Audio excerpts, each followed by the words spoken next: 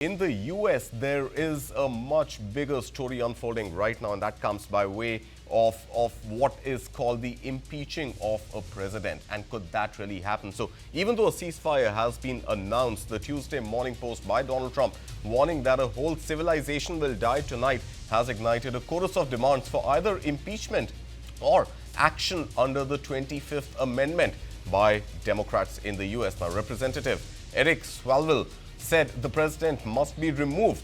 Now, if Congress, and I quote him here, he says, if Congress is too cowardly to do it, his own cabinet must. This is exactly what he tweeted. Meanwhile, House Speaker Nancy Pelosi has rallied the call, bringing the number of House Democrats seeking Trump's removal to as many as 70. Representative Melanie Stansbury added that just because a president announces he's agreed to a two-week ceasefire moments before threatening war crimes does not make him fit to serve. Representative Mike Quigley called on the cabinet to act under the 25th Amendment. And this is exactly what he said, and I quote, if they can't, Congress must return from recess immediately and begin impeachment proceedings. Representative Gwen Moore warned Congress must rein in President Trump. Now is the time for Republicans to join Democrats in ending what he calls his madness. He's unfit to serve and must be removed through any possible avenue. Washington is now at a fever pitch as fears over Trump's actions mount and lawmakers debate the extraordinary steps needed to check a president they say has crossed the line. Professor Swaran Singh, has the US president crossed that line which indeed calls for his impeachment, and can action under the 25th Amendment really be taken against the US president? There is no doubt. Already the popularity ratings of President Trump has gone as low as less than 30%. So it's not just only the Democrats. I think the entire nation over a period of time has reflected and showcased the discomfiture they have with President Trump. Democrats, of course, have repeatedly raised this bogey of impeachment, and this is once again, an example of the sudden U-turn that President Trump has made, leading to calls for impeachment. But as you also mentioned yourself, there is a need for cross-voting in case the impeachment has to be successful. So some Republicans have to agree to do that. Only then this is possible. Even in first term, President Trump had gone into a fairly chaotic impeachment process, which he survived. Most people believe that given this unusual, messy handling of Iran war, the midterm elections could perhaps turn Democrats into majority in the Congress, and that could perhaps make it technically possible that impeachment could take place.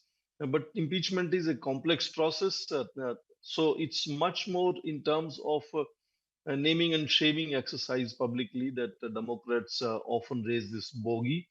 But there is no doubt whether the Republicans or it is his team, there is a certain discomfort that is perhaps becoming public now that the way President Trump has handled Iran war has even impacted his MAGA base, Make America Great Again base, which doesn't want American troops to be deployed into faraway conflicts. And that's why President Trump had started by saying that they are not interested in forever conflicts in faraway countries. And therefore, he was confining to only using his economic leverages of sanctions or tariffs, or other trade deal arrangements, pushing countries to invest into America. And lots of his allies, South Korea, Japan, EU, had already made enormous promises of investments under pressure. But this changed once he joined Netanyahu in attacking Iran from end of February, and that has created enormous challenge to President Trump himself, who has been using maximum pressure strategy against Iran, which has not worked at all. And the fact that Iran was willing and ready to take enormous amounts of pain and destruction is what has resulted in finally Iran being able to call that bluff of destroying the country called Iran overnight, decimating Iranian civilization. That's a language which we even heard during his first term. You remember, he was angry with the North Korean leader Kim Jong Un and used to talk about fire and fury that world has never seen before. And then, of course, ended up going all the way to Singapore to meet him and say within the first 30 seconds we fell in love with each other, etc. So I wouldn't doubt if President Trump will also open negotiations with Iran as well. Even when the regime change has not happened, there is enormous destruction. Israel claims that over 250 leaders at various levels of Iranian leadership have been killed. And despite that, Iran has continued to stand straight and defy. Even now, Iran is not in complete agreement of the ceasefire proposal Right. and has therefore put a counter proposal of 10 points where Iran wants to assert what it wants to be conditions for negotiating with President Trump. So Absolutely. I think there is a dent on President Trump's war fighting strategy as far as Iran is concerned. He is also the one who had negotiated peace with Taliban during his first term. So let's see how it moves forward. But I am looking forward to a fairly messy ceasefire because Hezbollah is continuously attacking Israel. Israel is attacking Hezbollah. Houthis had got involved into this conflict as well. So it's not going to be very, smooth sailing in terms of ceasefire. Now, in principle, they have said a fortnight of ceasefire, but I believe lots of violations may continue, and that could also complicate negotiations between United States and Iran. So it's not an easy end that we are looking forward to.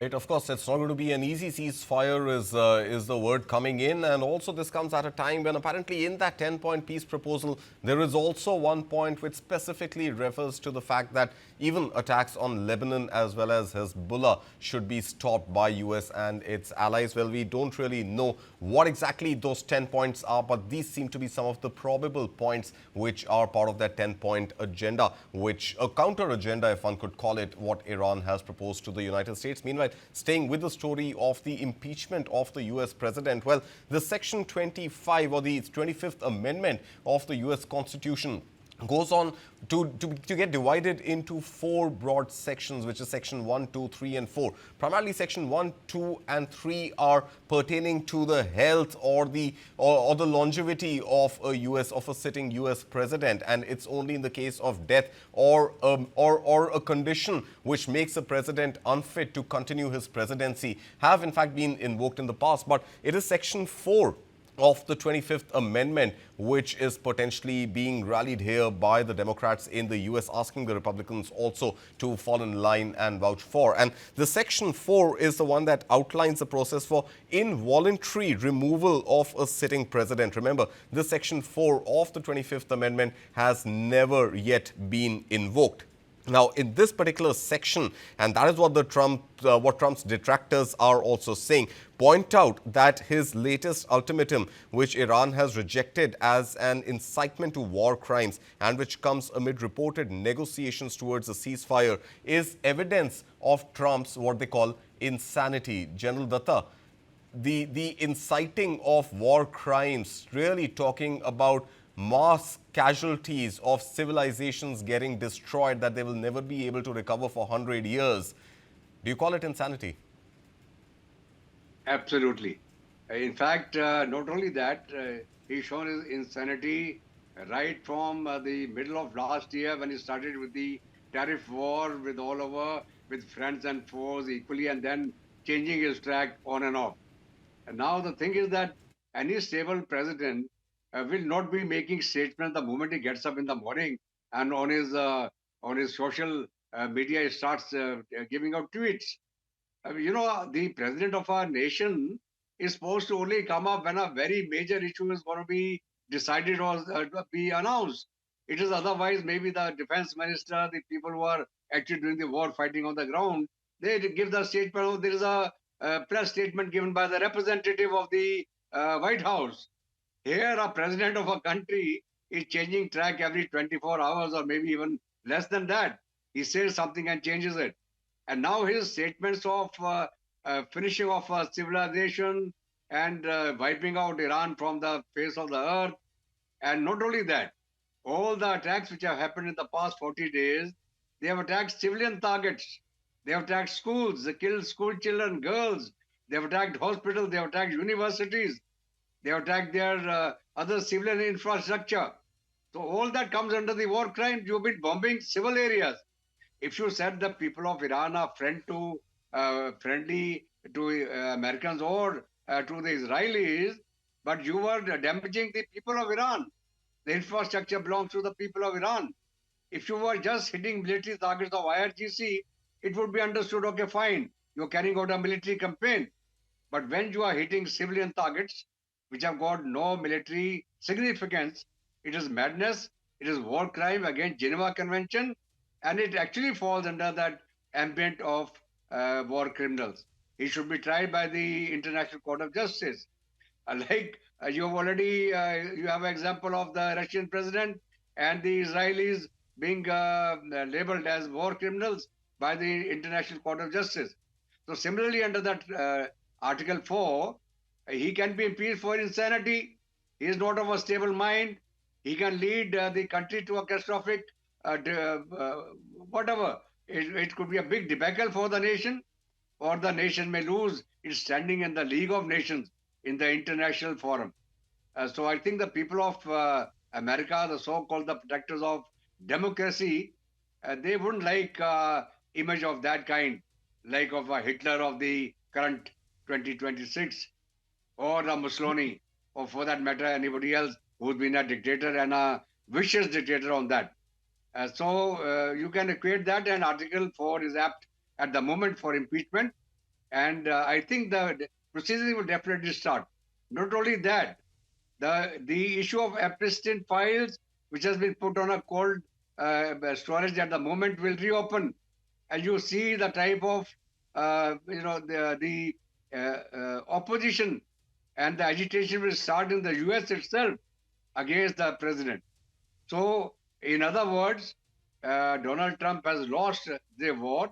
Donald Trump may lose his chair, and the regime change may actually happen in America and not in Iran.